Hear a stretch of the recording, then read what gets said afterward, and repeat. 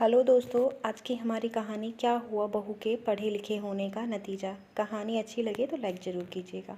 सुषमा बहू, अब लोगों के लिए गर्म दूध बैठक में ही दे देना। सुषमा बहू, रमा जी आवाज़ देने लगी। तभी रमा जी की छोटी बहू सोनल आई और बोली, सुषमा भाभी तो सो गई हैं, उनकी तबीयत थोड़ी ढीली थी माँ जी, मैंने दूध गर्म कर दिया है। रमा जी बोली, और मझली बहू दिव्या क्या कर रही है वो?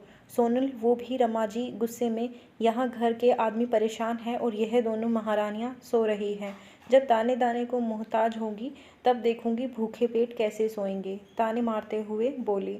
छोटी बहू, दूध में पिसा बादाम और गुड़ डालकर 4 गिलास बैठक में दे दो, ना जाने कब यह समस्या खत्म होगी। इतना कहकर रमा जी बैठक के बाहर ही बैठ गई। रात के 11 बज गए थे। सोनल ने 5 गिलास दूध के बनाए। पहला गिलास सास को यह कहकर दिया कि माँ जी, आप भी तो कई दिनों से परेशान हैं, और बाकी 4 गिलास अंदर कमरे में रखकर सोनल बैठक की चौखट पर ही खड़ी हो गई। थोड़ी देर बाद रमा जी ने सोनल को चौखट पर खड़े देखा।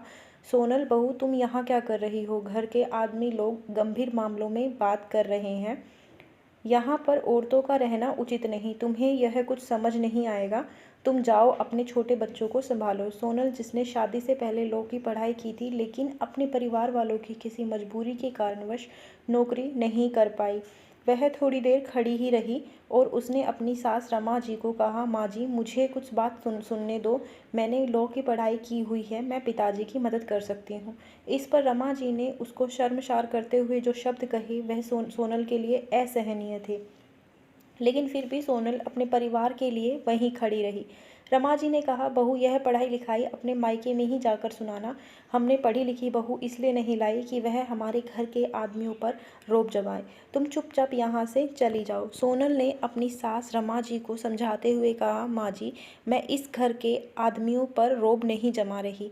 मैं 5 साल से इस घर में हूँ, लेकिन मैंने आज तक किसी से ऊंची आवाज़ में बात तक नहीं की। लेकिन परिवार वही होता है जिसमें सभी लोग मुश्किल आने पर आपस में मिलकर सलाह मशवरा करके उस मुश्किल वक्त में एक दूसरे का साथ दें, मुश्किल का हल निकालें। मैं चाहती हूँ कि मैं पिताजी से कुछ बात करूँ, अगर आप आज्ञा दें तो।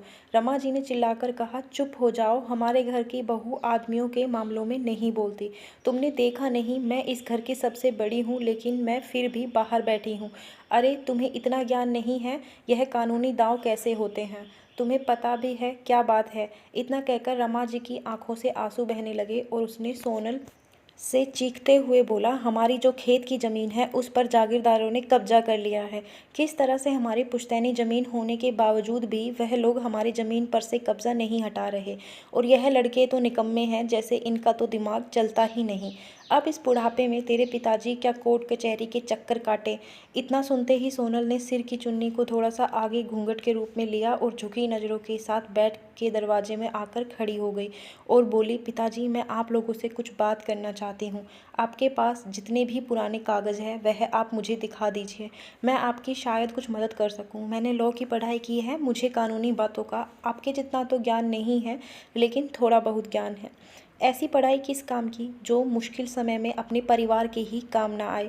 सोनल की बात सुनते ही उसका पति नरेश बहुत गुस्सा हुआ और उसने सोनल को दरवाजे से बाहर की तरफ धक्का देकर वहाँ से जाने के लिए बोला, तुम इस सब बातों में मत पड़ो, तुम कुछ नहीं जानती।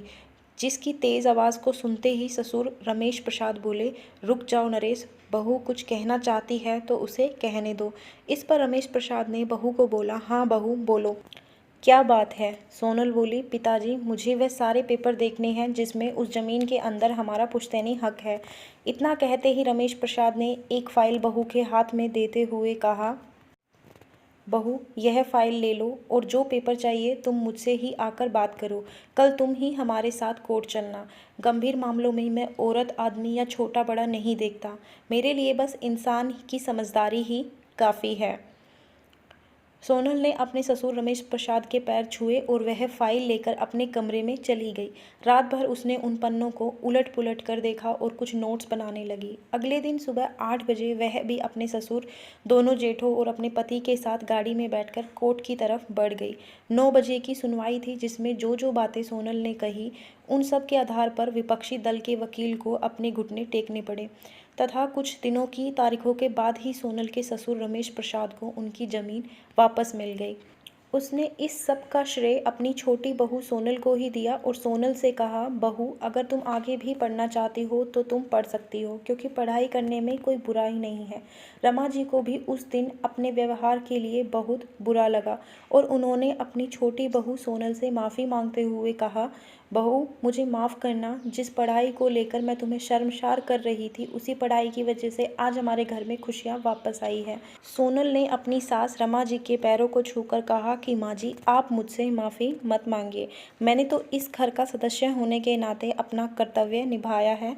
अपने सास ससुर के आशीर्वाद से सोनल ने लॉ में भी आगे की पढ़ाई प्रारंभ करी और थोड़े दिनों के बाद उस गांव में ही एक महिला वकील के रूप में कार्य करने लगी। धन्यवाद दोस्तों। कहानी अच्छी लगी हो तो लाइक एंड शेयर कर दीजिए, चैनल को सब्सक्राइब कर लीजिए ऐसे ही और मज़ेदार कहानियों के लिए।